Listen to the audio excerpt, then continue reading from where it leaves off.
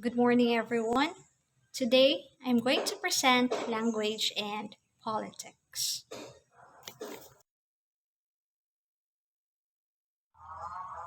The study of language and politics is aimed at understanding the role of linguistic communication in the functioning of social units and how this role shapes language itself.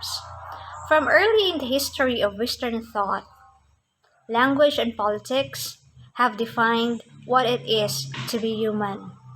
Aristotle's Politics famously describes man as by nature a political animal, and on his own interpretation, read in the context of his history of animals, shows that what essentially separates man from beast is articulate language, signifying by convention. The fact that the word politics derives from Greek word polis, which means city, is significant. The city, as an organized social unit, depends on linguistic communication for its functioning, and urban life places functional demands on language that are substantially different from those in a sparsely populated rural setting. Country folk depends on the land for their living, city folk on one another. Politics is the art, and language the medium, whereby they position themselves to get what they need and beyond that, what they want. Issues of linguistic correctness go far deeper than the particular grammatical or lexical quibble at hand. They are interpreted as reflecting the speaker's intelligence, industry, social worthiness, level of exposure to the elders of the tribe. So, in modern societies, exposure to tribal leaders has been institutionalized into systems of education. But the fundamental principle remains unchanged from the interest human groups and existing non human primate groups. Interpreting language used in this way is a political act.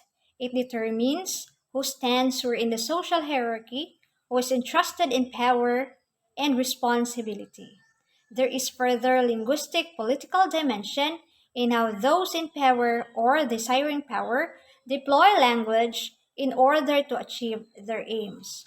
In modern times, particularly in the climate of 20th century ideas about the unconscious mind and possibility of thought control, it has come to be classified under the still more loaded rubric of propaganda. Applied linguistics, as a study of language in use, can be thought of as the approach to language that takes its political dimension directly into consideration, whereas theoretical linguistics attempts to abstract it away. Language teaching and learning, which occupy a privileged place within applied linguistics, are political in the sense that they always involve two languages with differing cultural prestige in the world at large and in the particular situation in which the teaching and learning takes place. These differences are mirrored in the relationship of teacher and learner and in the discourses they generate. Swiss linguist Ferdinand de Saussure is believed to have originated the fundamental principles behind structural linguistics with the posthumous publication of the course in general linguistics. In this publication, he examined the dichotomy of language captured in its slang versus parole. Parole refers to the actual use of language in people's everyday lives, both written and spoken. Parole is the verbalization of language and the act of transcribing language to paper. Saussure argued that parole can never really be studied because it is too inconsistent. Lang refers to the social structure of language, the way it is arranged, and the rules governing usage. Saussure used the analogy of a chess game to illustrate the differences between these two concepts. To play chess, both players must understand the rules and strategy behind the game, and this is the lang of chess. When they sit down and begin moving pieces around the board based on those roles and strategy, they make continuous choices that reflect their understanding of the rules governing the game. These movements reflect the parole of chess. Lang and parole are interdependent. It is through hearing a language countless times that we begin to develop our native tongue as young speakers of language. As children begin their first utterances, they modify their speech based on the way language is organized by the speakers around them. A child quickly learns that the rules of language have exceptions. For example, they might at first try to apply an ed ending to all verbs in the past tense, saying things like eated or runned. Yet in listening to the parole of others around them, they begin to modify their own understanding of the lang behind their verbalizations, altering specific words based on the parole of the language to words like ate and run because of the usage of others. Marxist, every facet of human experience is social in its origin and operation. The widest ranging critiques of the structuralist approach to language were launched by Mikhail Bakhtin and members of the intellectual circle he led. The one who took on Saussure directly was Valentin N. Voloshinov in Marxism and the Philosophy of Language. Here, as in certain other works by those close to Bakhtin, his ideas are closely interwoven with theirs, that it remains unclear to what extent Bakhtin should be considered the author or indeed the co-author. For Voloshinov, Saussure's course represents the most striking and thoroughly developed form of what he disparagingly terms abstract objectivism. It defines the boundary of language to include not the relationship of the sign to the actual reality it reflects, nor to the individual who is its originator, but the relationship of sign to sign within a closed system already accepted and authorized. For Saussure's part, he had insisted that the language system is not abstract but concrete because it is psychologically real for speakers. According to Valentin N. Voloshinov, every sign, as we know, is a construct between socially organized persons in the process of their interaction. Therefore, the forms of signs are conditioned above all by the social organization of the participants involved and also by immediate conditions of their interaction.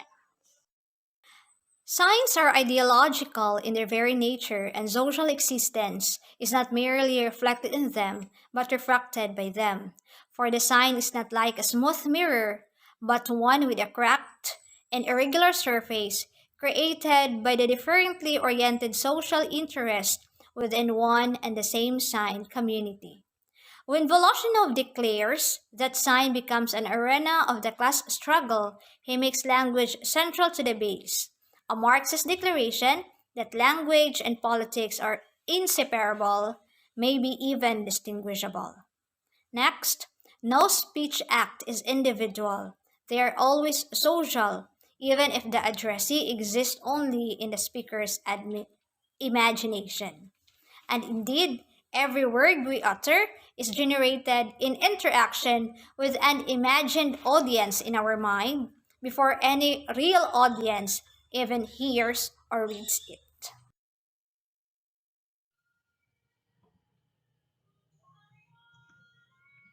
Mikhail Bakhtin introduces heteroglossia.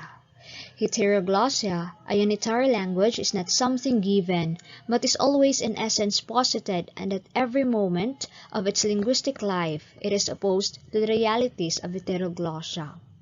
But at the same time, it makes its real presence felt as a force for overcoming this heteroglossia, imposing specific limits to it.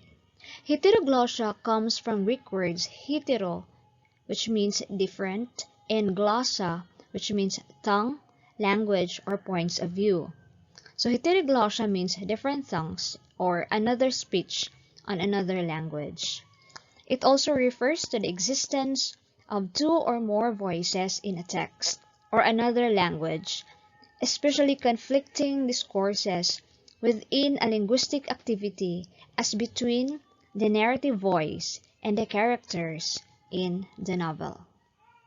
Too clearly. Saussure and Voloshinov offers two clearly differentiated modes of approaching the social and political in language. Saussure is based on an understanding of what's social as what binds people together, Voloshinov as what keeps them apart. The latter accords better with what social has now come to signify in social linguistics and the social sciences generally. The most interesting perspective on language and politics of recent decades have come neither from linguistics or structuralism narrowly conceived, nor from orthodox Marxist thought, but from combining what is enlightening in each. For Saussure, a recognition that a very way of talking about a language implies a powerful social cohesion. From Voloshinov, that utterances comes first, and that languages as abstract systems are artifacts of the analysis of politically contextualized. From Voloshinov, a keen awareness of language as a field of political struggle. From Saussure, an admission that the arbitrariness of the link between signifier and signified and the existential break between the signified or a concept and things in the world ultimately means that these political struggles are not directly tied to any sort of historical necessity, Marxist or otherwise. In the English speaking world, the connection between language and politics was first brought to general attention in a 1946 article by George Orwell, the pen name of Eric Arthur Blair.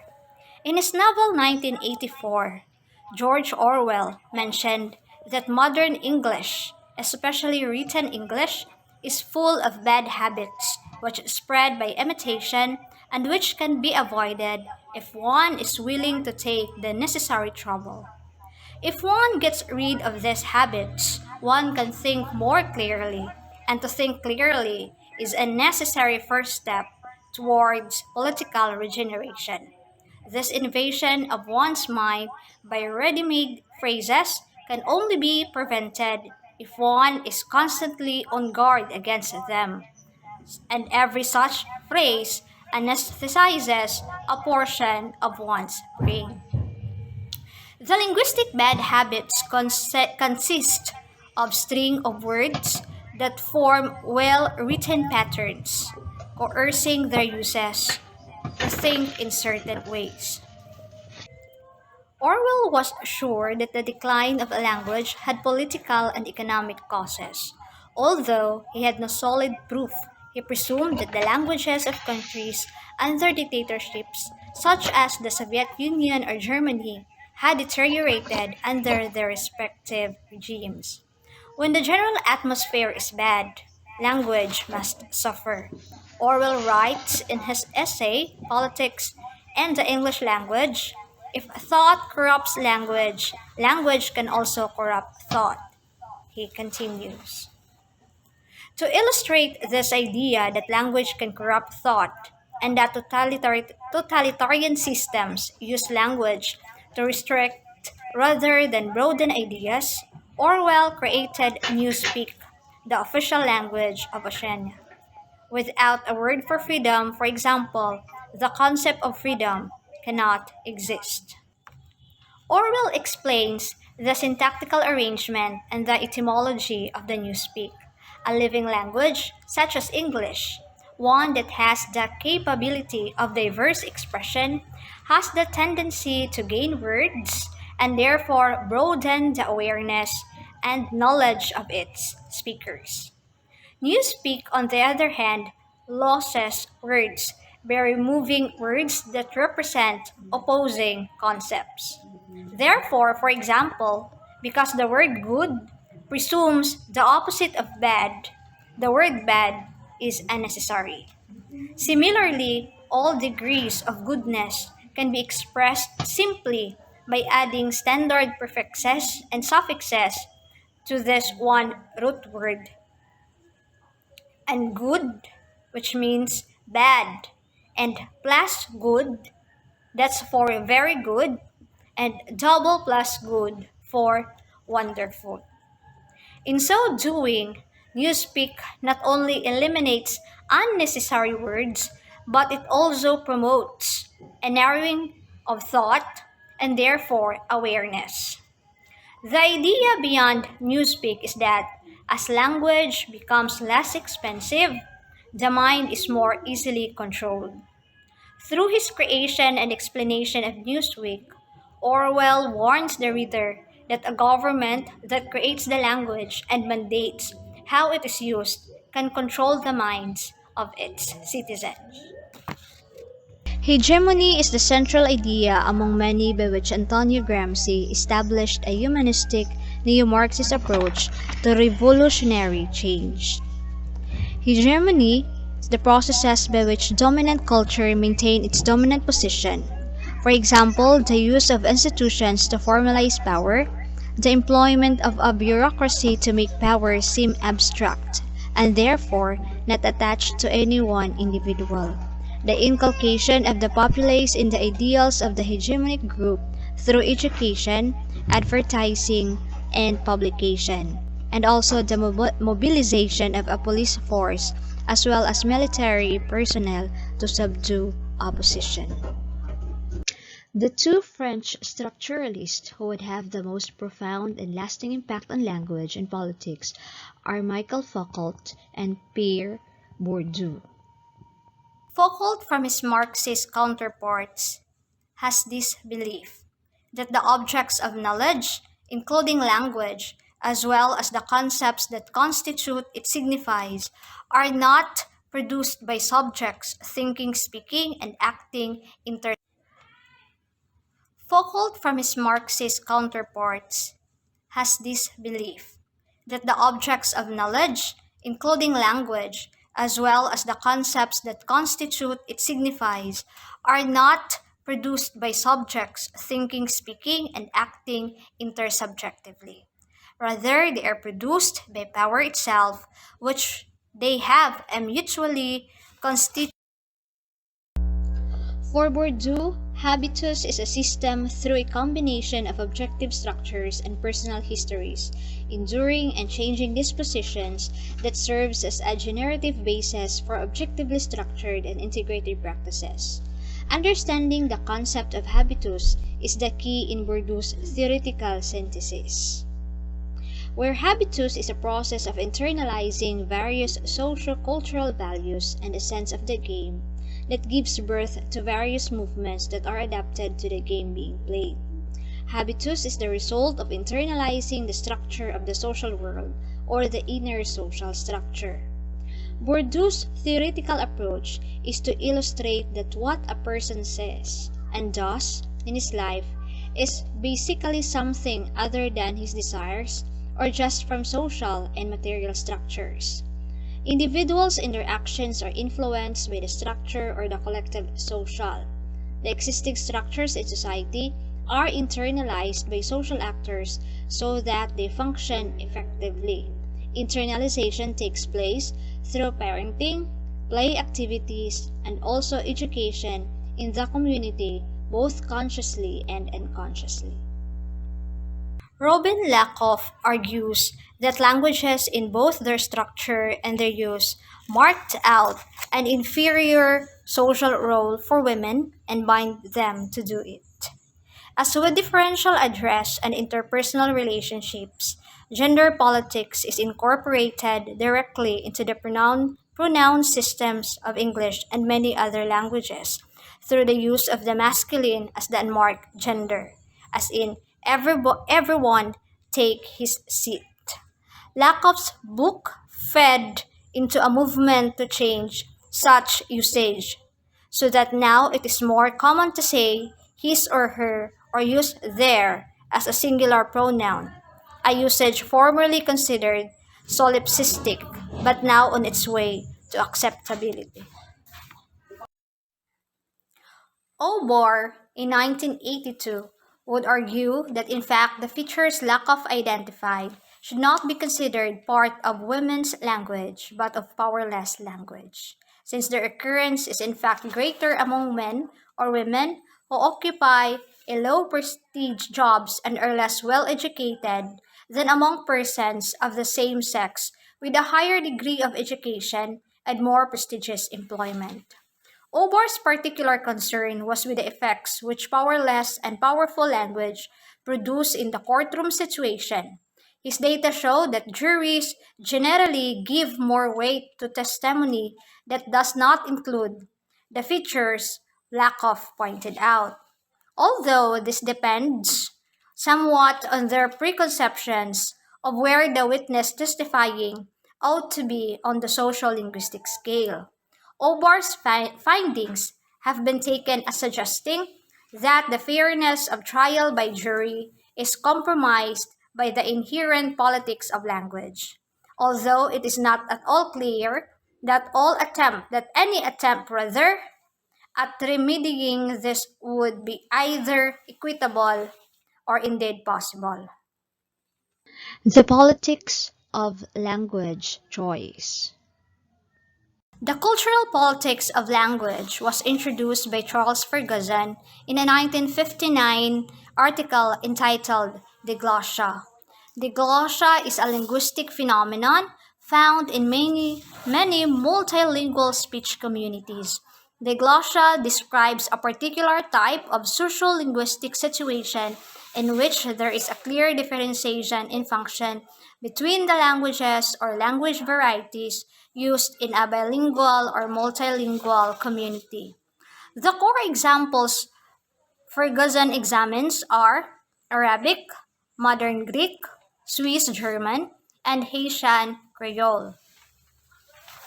He specifically excludes the standard language plus dialects configuration familiar from Western European languages as not encompassing the same level of divergence, either structurally or functionally. Standard French is used for ordinary convention in France, where it is not therefore in a diglossic relation with non-standard French dialects, whereas in Haiti, only Haitian Creole is used in ordinary conversation. Considering the relationship of linguistic to national identity, it is worth going back, as Anderson did, to Ernest Renan, who said, "A nation is a soul, a spiritual principle. Two things that are actually one make up this soul. This spiritual principle, one is in the past, the other in the present." This astute insight into the general classical Western European idea of the nation is grounded in the context of wars against external enemies. But when the memories are of great battles against internal enemies, usually divided along religious and sectarian lines, the national memories themselves became a textual background. The national language becomes a major front in the battle for its own symbolic sake, and also because the text of memory will be constructed and transmitted in it. In the classical situation of the founding of a modern European nationalism, the language war takes the form of a question de la lengua. Linguistic hybridity. Hybridity denies that the spread of English wipes out other languages and cultures, providing evidence instead of how resilient and adaptive languages and cultures are to intermingling. Linguistic hybridity can refer to elements from foreign languages that enter into a given language, whether it's the adoption of English words into Asian or African languages, or the advent of Asian or African words into English. To talk about linguistic hybridity, one benefits from reference to terms from linguistics, including the ideas of slang, pidgin, and dialect. Over the course of the long history of British colonialism in India, quite a number of Indian words entered British speech, first amongst the white Anglo-Indians, but over time these words entered the English language more broadly. Today, words like pajamas, bungalow are often used without an awareness that they derive from Indian languages. Similarly, words like mumbo jumbo have entered the English language from African language. Aside from the fact that English is seen by some as an imposed language, the lingering problem is that in many cases, writers who use English in Asia or Africa are using a language different from the one most likely spoken by their main characters. In 1992, a book appeared in the field of applied linguistics that presented English language teachers with a highly challenging, even shocking proposition. The author, Robert Philipson, argued that the global teaching of English was an act of linguistic imperialism. One of the major arguments in his linguistic imperialism was that the spread of English, much of which had occurred through its prominence in global language education, has served to undermine the rights of other languages and to marginalize the opportunities that should exist for widespread multilingual education. Since the 18th century, Philipson argues the spread of English has accompanied the political and economic intentions of English-speaking nations to conquer other countries. He claims this endangers their cultural ideas, their ways of life, and their indigenous languages. Philipson's arguments have also provoked a number of criticisms, among which are making teachers feel unnecessarily guilty about teaching English and adopting a patronizing attitude toward developing countries by assuming they are incapable of making their own decisions about language choice. It has also been pointed out that a language cannot, in itself, be imperialistic. One of the most powerful tools of linguicism, according to Philipson, is language teaching and multilingual education. Linguicism occurs if there is a policy of supporting several languages, but if priority is given in teacher training, curriculum development, and school timetables to one language. Skutnab and Kangas, the other most important applied linguist working in the area of linguistic human rights, regularly asserts that languages are today being killed and linguistic diversity is disappearing at a much faster pace than ever before in human history. The perpetrators are globalization, which she calls a killing agent, and education. Schools are every day committing linguistic genocide. Kanaraja's principal strategy for combating the global hegemony of English is to reincorporate mother tongues into the teaching of the target language. This not only validates the mother tongue in the student's eyes, but also helps challenge English by encouraging the encroachment of mother tongue structures into the very grammatical and discourse system of English. It seems that both sides of the linguistic imperialism debate are converging into a view that hybridity is the answer, and disagree over whether it occurs spontaneously or needs to be brought about through acts of resistance. Such acts, as Kanagaraja describes them, certainly challenge the most basic traditional assumptions of what language teaching is about. In so doing, they are in line with the idea of a critical pedagogy. Critical pedagogy. Critical pedagogy aims to make language teaching a vehicle of freedom rather than submission to hegemony. However, many question how well a pedagogy that encourages the encroachment of mother tongue structures into the target language really serves the interest of peripheral students when educational systems and society at large continue to measure achievement in traditional, target-defined ways.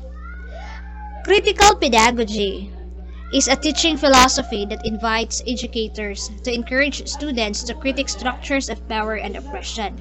It is rooted in critical theory, which involves becoming aware of and questioning the societal status quo. In critical pedagogy, A teacher uses his or her own enlightenment to encourage students to question and challenge inequalities that exist in families, schools, and societies. Thank you so much for listening and good morning.